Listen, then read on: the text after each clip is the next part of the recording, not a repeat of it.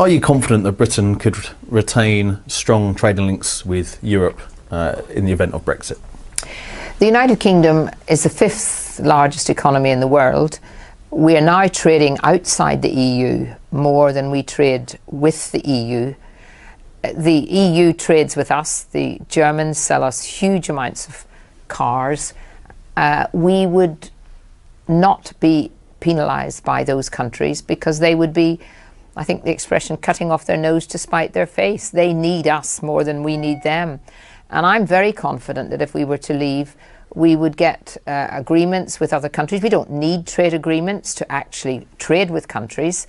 We don't have trade agreements with China, the European Union doesn't. We don't have trade agreements with India, the European Union doesn't. We can trade, America trades with the European Union and they don't have a trade agreement. So it's all being sort of stirred up as if there's somehow this enormously important thing called a trade agreement.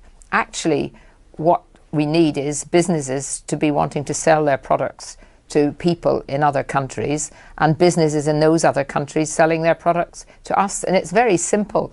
And I don't feel that there will be any difficulty whatsoever, whilst we can still, of course, carry on trading with the EU, but looking much more to international trade and to our links, particularly with those Commonwealth countries who we so disgracefully let down when we really abandoned the Commonwealth and joined the common market.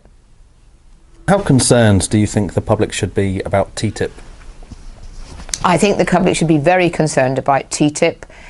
First of all, it's very difficult to find out real detail about these negotiations that are going on. It's been kept very secret, very little transparency, indeed no transparency.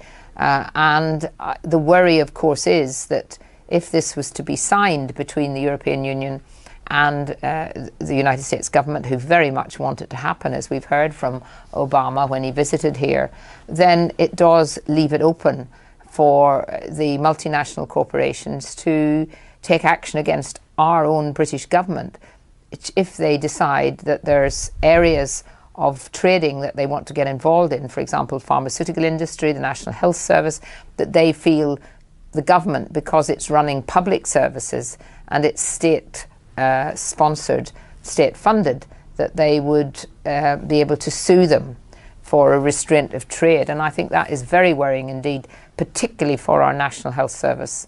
And I don't see how anyone who is against TTIP could possibly be supporting us staying in the European Union.